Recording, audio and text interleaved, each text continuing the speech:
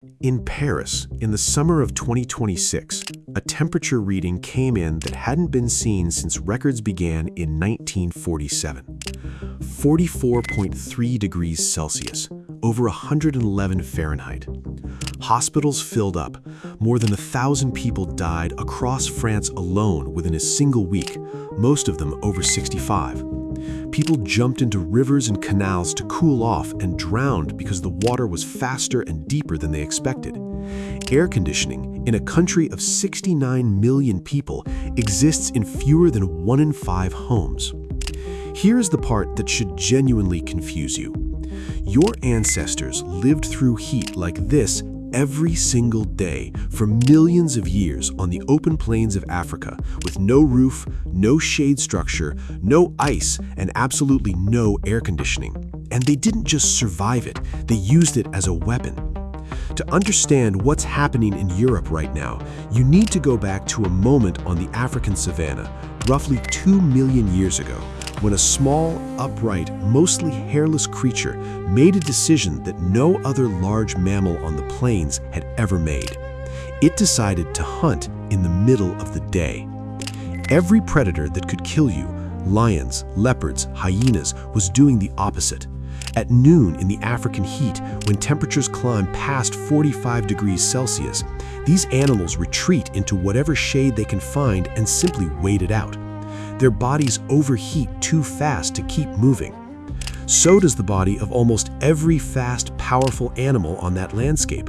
Gazelles, wildebeest, even the fastest of them all, running at full speed, will start to cook from the inside within a few kilometers under the midday sun. Your ancestors could not outrun any of these animals, not even close. A gazelle at full sprint leaves a human in the dust instantly. But a human could still be moving 4 hours later, and the gazelle could not. This is called persistence hunting, and it depended entirely on one specific biological trick that almost no other large mammal on Earth has: a body covered nearly head to toe in up to 5 million sweat glands, sitting on skin that had already shed most of its fur. Every other fast animal on that savanna cools itself primarily by panting, which only works through the mouth and airway, and which stops working the instant the animal needs to keep running at full effort. Your ancestors, by contrast, could sweat continuously from almost the entire surface of their bodies while still moving. Evaporating water pulled heat directly off the skin, second by second, letting a moving human keep their internal temperature within a survivable range for hours in conditions that would kill a running lion under 30 minutes. So while every other apex predator slept through the hottest part of the day, your ancestors went to work.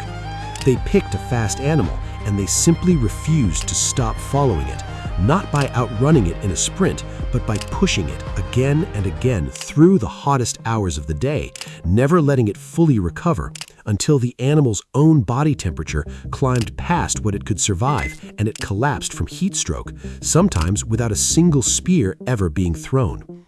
The heat that would kill almost anything else on that landscape had become your ancestors' single greatest hunting advantage. But this advantage came with a price that should sound very familiar if you've been following the news out of Europe this summer. Sweating that efficiently required staggering amounts of water. Researchers studying modern hunters using these same traditional techniques in the Kalahari have measured water loss during a single persistence hunt, reaching several liters, in some documented cases climbing past 10 liters of fluid in a single day of sustained heat exertion.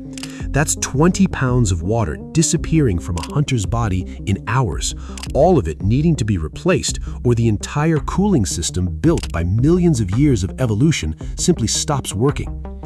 Your ancestors solved this problem the same way they solved almost every problem, with their environment, not against it. They knew exactly where the water holes were because their survival depended on it. They rested in whatever shade existed during the very worst hours, the same hours that predators used to sleep, timing their most intense hunting for the transition zones, morning and late afternoon, when the advantage over prey was highest and the physical cost was lowest.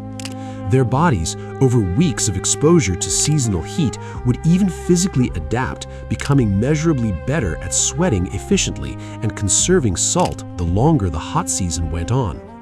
Here is the twist that connects a 2-million-year-old hunting strategy directly to a hospital in Paris last week. The sweating mechanism inside your body right now is biologically almost identical to the one that let your ancestors run down gazelles at noon, but almost none of the conditions that made that mechanism survivable still exist around you. You are not walking beside a known waterhole. You are sitting in an apartment with thick stone walls built centuries ago, specifically to hold heat inside during winter, which now trap it mercilessly during a heat wave, in a building with no mechanism to let that heat back out. You are not resting during the hottest hours in open shade with a breeze moving through. You are inside a concrete, asphalt, and glass environment that urban climate researchers call an urban heat island, where surfaces absorb solar radiation all day and then radiate it back out all night, so that even 3 in the morning never actually cools down. And critically, you are very likely not drinking anywhere near the volume of water your evolutionary cooling system actually requires to keep functioning, because almost nothing in a modern office, apartment, or commute reminds your brain that this ancient system is currently under the same kind of load your ancestors felt while running down prey on the savanna. Your body doesn't know the difference between chasing a gazelle across the Kalahari and standing on a train platform in Paris in July. It only knows its internal temperature is climbing, and it responds with the exact same tool it has used for 2 million years. It sweats. And if the water isn't replaced and the heat has nowhere to escape to, the same mechanism that once made your ancestors nearly untouchable predators becomes the very thing that puts elderly bodies especially at risk of shutting down entirely. This is why the people most likely to die in a heat wave like the one that hit Europe this summer are overwhelmingly the elderly. Not because their evolutionary cooling system has changed. It hasn't, not meaningfully, not in a time frame that matters here. What has changed is that elderly bodies sweat less efficiently, feel thirst less reliably, and are far more likely to be sitting inside a heat-trapping building with no natural airflow and no habit of proactively drinking water they don't yet feel they need. 2 million years ago, that same body, slightly younger and moving through open air near a known source of water, would have been using this exact mechanism to become the most heat-resilient hunter on the entire African plain. Today, trapped in a stone apartment in a heat wave with no breeze and no reminder to drink water, that same evolutionary gift can become the reason someone doesn't wake up. The mechanism was never broken. It was built for a world with water holes, shade, and open air, doing exactly what it was designed to do.